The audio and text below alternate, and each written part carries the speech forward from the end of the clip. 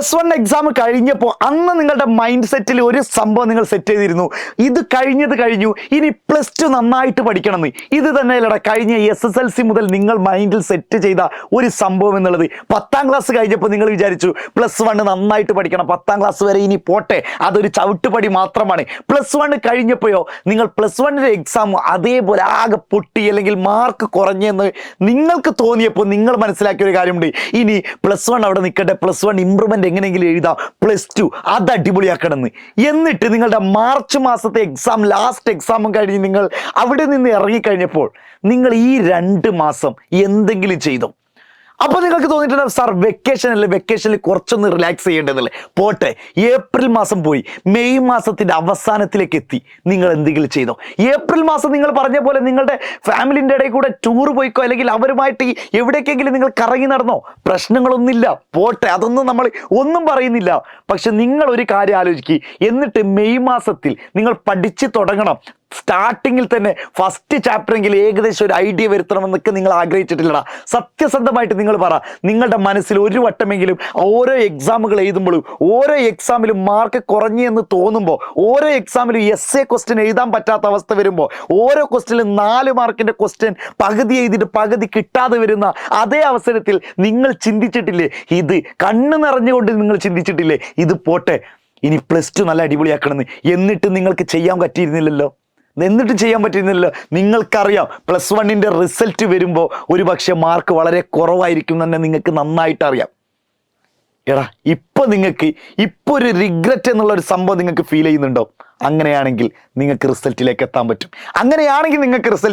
പറ്റും. നിങ്ങൾക്കൊരു നിരാശയുടെ ഒരു മുഖം, അല്ലെങ്കിൽ നിരാശയുടെ അല്ലെങ്കിൽ ഒരു നഷ്ടബോധത്തിൻ്റെ കണക്ക് നിങ്ങൾക്ക് ഉള്ളിൽ എവിടെയെങ്കിലും കുത്തുന്നുണ്ടെങ്കിൽ ഞാൻ ഉറപ്പ് പറയാം, നിങ്ങൾക്ക് റിസൾട്ട് കിട്ടും. അല്ല, നിങ്ങൾക്ക് ഇപ്പോഴും ഒരു നഷ്ടബോധത്തിന് ഞങ്ങൾക്ക് ഒരു പ്രശ്നമില്ല, ഇനി +2 നഷ്ടമായാലെന്ത്, ഞങ്ങൾ എന്തെങ്കിലും പണിയെടുത്ത് ജീവിച്ചോളാം എന്നൊക്കെ തോന്നാനാണെങ്കിൽ ഈ വീഡിയോ നിങ്ങൾ സ്കിപ്പ് ചെയ്താളാം, കാണണ്ടെന്ന് ഞാൻ പറയുള്ളൂ. കാരണം എന്തിനാണ്? എടാ, ഇത് നഷ്ടബോധം ഉള്ളിൽ എവിടെയെങ്കിലും കുത്തുന്നുണ്ടെങ്കിൽ, അല്ലെങ്കിൽ എന്തെങ്കിലും ഒരു വേദന നിങ്ങൾക്ക് ഇത് കേൾക്കുമ്പോൾ ഉള്ളവർ മാത്രം ഈ വീഡിയോ കണ്ടാൽ മതി. എടാ, നിങ്ങൾ തുടക്കം മുതലെങ്കിലും പഠിച്ചിട്ട് ഫസ്റ്റ് ക്ലാസ്സിന് പോകുമ്പോൾ എല്ലാ ചാപ്റ്ററും പഠിക്കണം എന്നറിയില്ല, ഒരു ചാപ്റ്ററിൻ്റെ പകുതിയെങ്കിലും, മിനിമമാണ് ഞാൻ പറയുന്നത്, മിനിമം ഒരു ചാപ്റ്ററിൻ്റെ പകുതിയെങ്കിലും പഠിച്ചിട്ട് ഫസ്റ്റ് ക്ലാസ്സിലേക്ക് നിങ്ങൾക്ക് ജൂൺ മാസം സ്കൂൾ തുറക്കുമ്പോൾ പോകുമ്പോൾ ഉണ്ടാകുന്ന ഒരു സന്തോഷം എത്ര ഉണ്ടാകുമെന്ന് ആലോചിച്ച് നോക്കണം. ഫസ്റ്റ് ക്ലാസ്സിൽ സാർ ഇങ്ങനെ ക്ലാസ് എടുത്ത് തുടങ്ങുമ്പോൾ ഫസ്റ്റ് ചാപ്റ്ററിൻ്റെ പകുതിയോളം നിങ്ങൾ പഠിച്ച് കഴിഞ്ഞു എന്ന് ഉറപ്പ് വരുത്തുമ്പോൾ നിങ്ങൾക്കുണ്ടാകുന്ന ആ ഒരു സംഭവം ഉണ്ടല്ലോ, +1 നഷ്ടപ്പെട്ടു പോയത്, 10ാം ക്ലാസ്സിൽ ഞങ്ങൾക്ക് ലഭിക്കാതെ പോയത്, ഇപ്പോൾ അത് കൈവെള്ളിലേക്ക് എത്തി വരുന്നുണ്ട്. ഉറപ്പായിട്ടും +2 ഞങ്ങൾ പിടിക്കുമെന്നുള്ള ഒരു പോസിറ്റീവ്നെസ് ഇല്ലേ മക്കളെ, അത് നിങ്ങൾക്ക് വേണമെങ്കിൽ ഇപ്പം ഞാൻ നിങ്ങൾക്ക് ഒരു സൊല്യൂഷൻ പറഞ്ഞുതരാം. ഒരേ ഒരു സൊല്യൂഷൻ ഇപ്പം നമ്മുടെ കയ്യിലുള്ളത് സൂപ്പർ ബാച്ച് എന്നുള്ള ബാച്ച് തന്നെയാണ്. എന്താണ് ഈ സൂപ്പർ ബാച്ചിലൂടെ നമ്മൾ കൊടുക്കാൻ ആഗ്രഹിക്കുന്നത്? ഇതുപോലെ തന്നെയാണ്. അതായത് റിസൾട്ട് ആഗ്രഹിക്കുന്നുണ്ട്, നഷ്ടബോധത്തിൻ്റെ കണക്കുകൾ എവിടെയൊക്കെയോ നിങ്ങളുടെ മനസ്സിൻ്റെ ഉള്ളിൽ ഇങ്ങനെ കുത്തി നോവിക്കുന്നുണ്ടെങ്കിൽ അതൊന്ന് ഞങ്ങൾ തിളക്കമാർന്ന ഒരു വിജയത്തിലേക്ക് എത്തിക്കാൻ വേണ്ടിയാണ് സൂപ്പർ ബാച്ച് എന്ന് പറയുന്നത്. പലർക്കുമുള്ള ഒരു ബുദ്ധിമുട്ടാണ് ഇംഗ്ലീഷ്, പ്രത്യേകിച്ച് നമ്മുടെ ഹ്യൂമാനിറ്റീസ് കുട്ടികൾക്ക് ഉണ്ടാകുന്ന ഒരു പ്രശ്നമാണ് ഇംഗ്ലീഷിലാണ് എത്ര പഠിച്ചിട്ടും പഠിക്കാൻ തയ്യാറായിട്ട് പോലും മാർക്ക് കിട്ടാത്ത ഒറ്റ കാരണമാണ് അതിൻ്റെ ബേസ്, അതിൻ്റെ ഫൗണ്ടേഷൻ നമ്മളുടെ സെറ്റല്ല എന്നുള്ളതാണ്.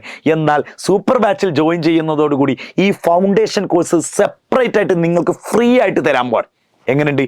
999 രൂപക്ക് മാത്രം അല്ലെങ്കിൽ ആ ഫീസ് വരുന്ന ആ ഒരു കോഴ്സ് സൂപ്പർ ബാച്ചിൽ ജോയിൻ ചെയ്യുന്നവർക്ക് കംപ്ലീറ്റ്ലി ഫ്രീ ആയി കിട്ടാൻ മെൻറ്റർഷിപ്പ് കിട്ടാൻ പോകണടാ. മെൻറ്റർഷിപ്പ് എന്ന് പറയുന്നത് നിങ്ങളെ ഇതേപോലെ ആരെങ്കിലുമൊക്കെ ഇന്ന് മോട്ടിവേറ്റ് ചെയ്യാനും, ഇന്ന് ഇത്ര പഠിച്ചോ, നാളെ ഇത്ര പഠിക്കുക, ഓണം എക്സാം ആകുമ്പോഴേക്ക് ഇത്ര ചാപ്റ്റർ കംപ്ലീറ്റ് ചെയ്യുമെന്ന് പറയാൻ വേണ്ടിയിട്ട് നിങ്ങളുടെ പാരൻറ്റിനെ പോലെ ഒരു ഗൈഡ് ഉണ്ടെങ്കിലോ അത് നിങ്ങൾക്ക് വേണ്ടി നമ്മൾ തന്നുകൊണ്ടിരിക്കുകയാണ്. നിങ്ങൾ ചെയ്യേണ്ട സൂപ്പർ ബാച്ചിൽ ജോയിൻ ചെയ്യുക എന്നുള്ളതാണ് ഇപ്പോഴത്തത്.